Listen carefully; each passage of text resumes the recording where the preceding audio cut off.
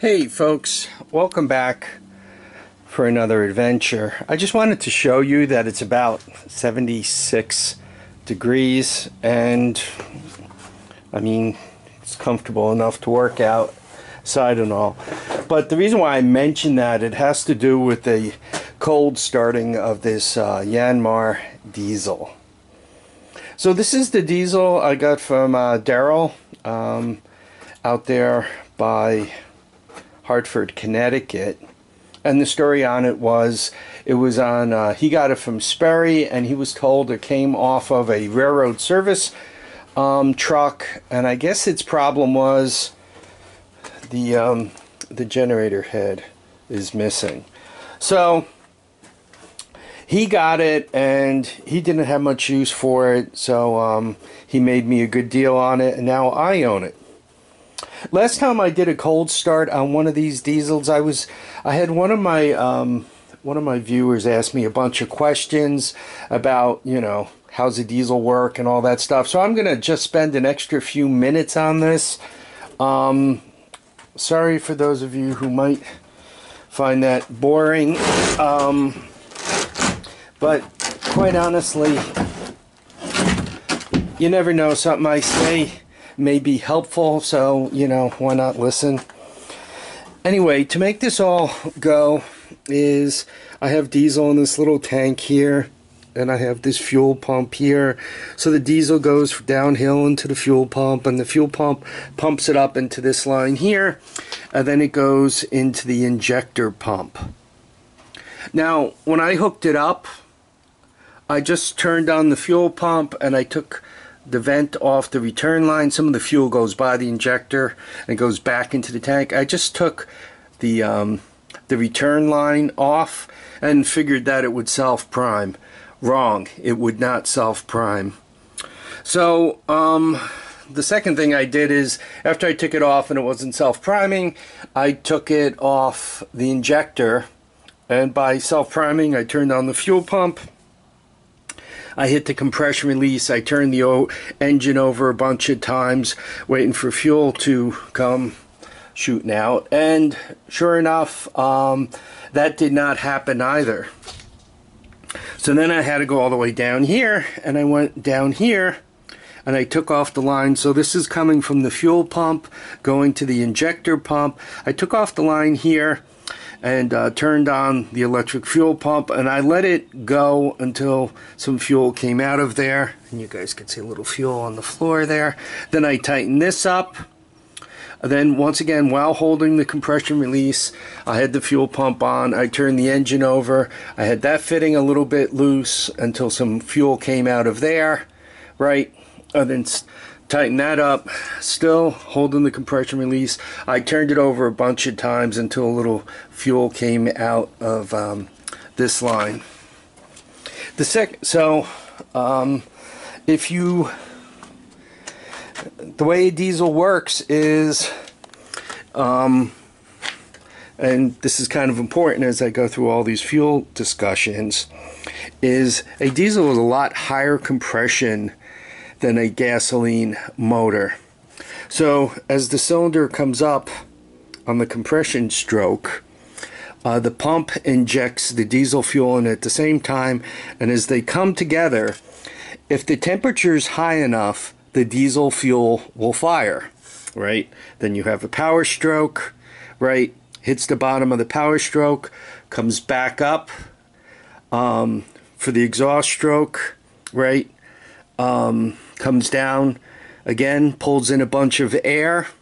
It starts compressing that air as you're getting to the top. The injector fires, and once again, hopefully between the compression and the pressure the injector pump is putting on the injector and all that, the whole thing is hot enough so that it fires. Why doesn't a diesel start in the winter? Everything I'm describing there, right, there's no spark plug, there's no surprise, there's no source of ignition other than the compressing gas from the cylinder coming up and the injector forcing diesel fuel in there, right? That all that compression creates the heat to cause it to fire. If you're not hot enough, you're not going to get that fire, And if you don't get that fire, your diesel isn't running, hence why they don't like to start in the winter.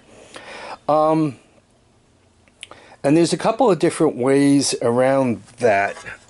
This one, I'm not seeing. Some of them have a little electric heater in here, so that as in the winter, or even in the summer to make them start easier, as it's pulling cold air in, or at room temperature air, or whatever temperature it is around you in, it goes by a heating element. Some also have heaters right up against the combustion chamber, so that once again, as you're compressing that fuel and squeezing that diesel fuel in at the same time, it gets hard enough for that ignition.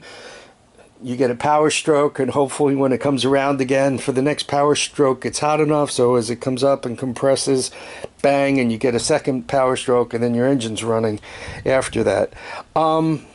So I found with the Kubota diesel, when I worked on it, I took my heat gun and I heated up the intake, and then while trying to start it, I continued to put hot air into it.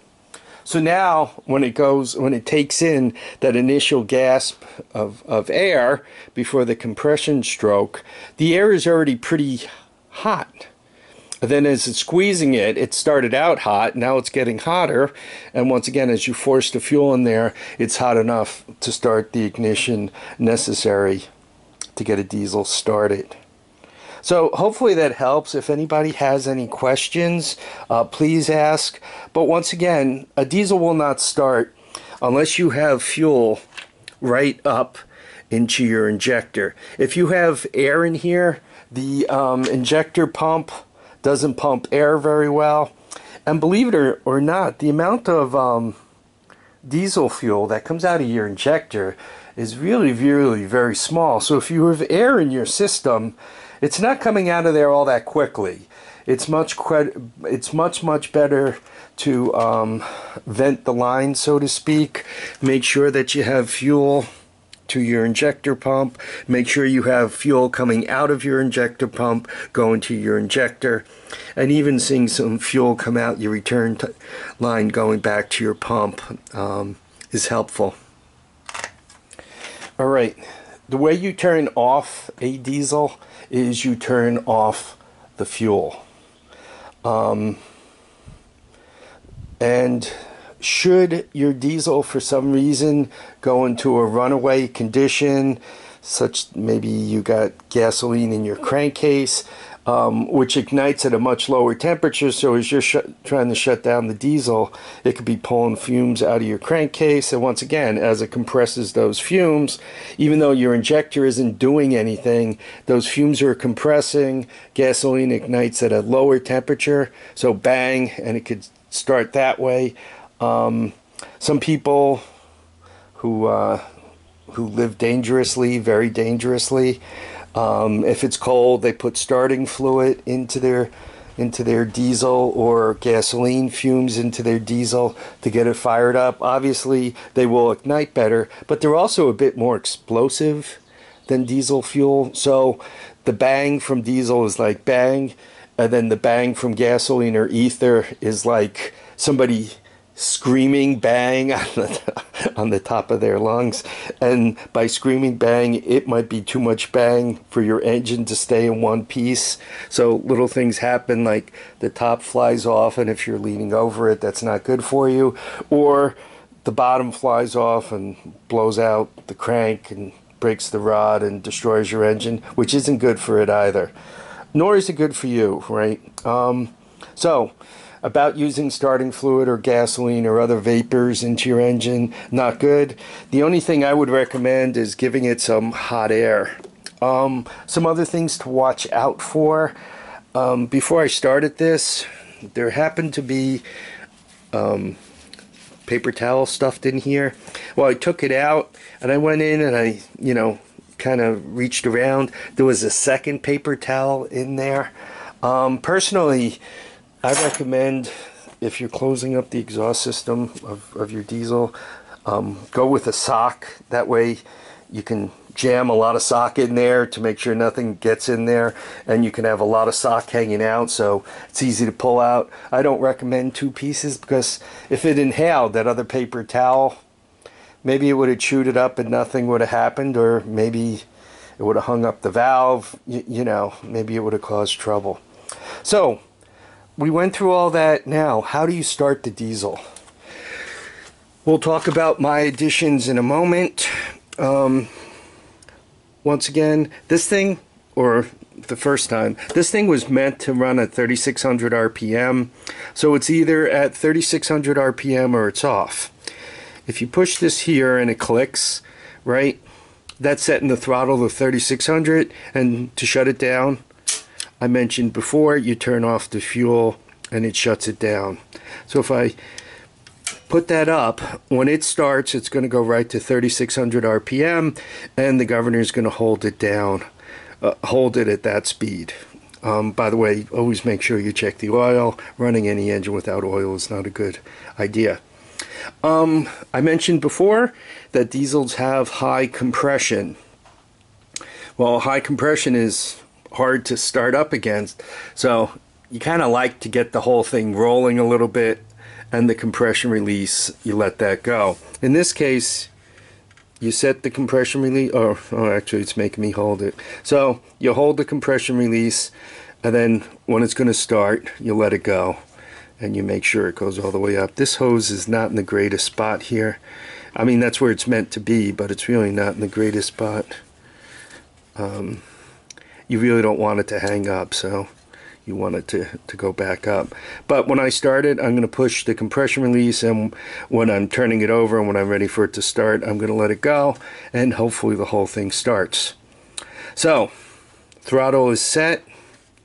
I'm going to hold the compression release when I turn the key, and in the meantime, all I have to do is turn on the fuel pump, and you'll hear it start clicking. That's the fuel pump, mechanical. I'm going to hold the compression release down with the camera hand, and this thing has a nice key start here, so all I have to do is turn the key.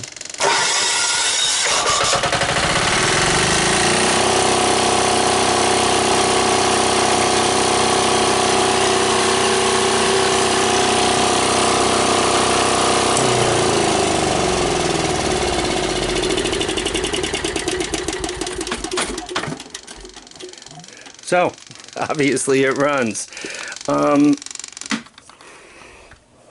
This diesel is quite a bit bigger than the my other Yanmar Diesel. I mean, this thing is a brute. I think the other one is like a 7 or 8 horsepower, which means I'd put this up at 10 or 12. Let's call the other one normally like 7. They call them 7.8 or something like that.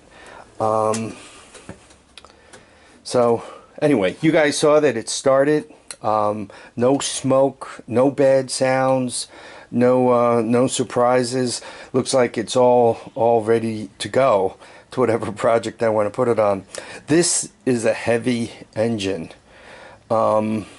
Whenever I moved it, I would kind of like move it to one side, then the other side. Getting it off the truck, I moved it onto a 55-gallon barrel, kind of one side to the other. Then I set up a bunch of padding. I kind of put the barrel up toward a gravel pile. Then I put a bunch of padding down, and then tilted the barrel such that this thing went into the padding and the gravel. Then I straightened it back up. I put it on a dolly and rolled it over here. So this thing is heavy. This thing is meant to work for a living. The other Yanmar Diesel, the green one, the military generator one, I mean, I can kind of pick that up with one arm and tuck it under my arm, you know, like that, and carry it. This one, once again, if I do manage to pick it up so that I'm got all the weight, it's up against my chest and I'm like grunting. I can't even take a step. It's just too heavy to walk around in. So this is a very heavy duty monster. Questions always come up, what am I gonna do with it? I have a tendency to acquire things before I know what their end plan is, and sometimes they hang out for a very long time before they find an end plan.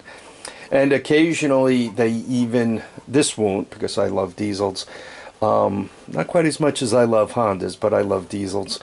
And I love Kubota diesels most, and then come Yanmars. But you know, I don't know. It'd really be great on a tractor project. I'm also always looking around for like skid steers and a small excavator. This is a little small for both of those, but sometimes something like this could get me part way to one of those things or something. So, you know, just for now it's mine and I'm going to enjoy it. I thank Daryl for giving me a really good price on it, and I thank him for all the hospitality. It was kind of cool hanging out with him for a few hours, seeing the way his business works, talking to him about being in business and the joys of owning your own small business and the some of the troubles you run into, like God forbid you drop something on your foot and you can't work. I mean, what do you do? Right? There's nobody else. There's just you. It's not like you tell your underling, yo, you drive the truck today. My foot's broken. No, if you can't, you know, go out and whoop the dragon's gonna whoop you. So yeah, I mean, it's just interesting. And then with a business like a pallet business, right? You're moving this stuff around all day. What would it take to get the kind of splinter that might damage you enough where you can't use your hand for a couple of days, or to drop something on your foot, or you know, twist your knee going down a set of stairs, or slipping on the ice, right? I mean, pallets get dealt with in the winter. So I mean, it's really it's really interesting hearing about the lives of some of my tubers. Anyway, this was a lot of fun to go to Daryl's and visit and get this, and this is probably going to be a real long video. Sorry about that. If anybody else lives near me somewhere in the Hudson Valley, Connecticut, New Jersey, upstate New York, Massachusetts, I get as far out as Udizzy, as far up New Hampshire, I've been up to Vermont. I see my son out in Pennsylvania. I mean, so I will travel a little ways. If you got an interesting item for me to come by, you know, quad, diesel of some sort, something interesting, I mean, I'll drop by. We can put together a few videos, have some laughs. You could meet old Harvey. Harvey can get a road trip and bring home some toys. You know, I'm sure I'm not the only one with stuff stacked up that, you know, an arrangement can't be made. So, anyway, I'd like to thank everybody for watching and commenting and subscribing. Please keep your feet down, keep your heads up, and get out and enjoy each and every day. Bye now.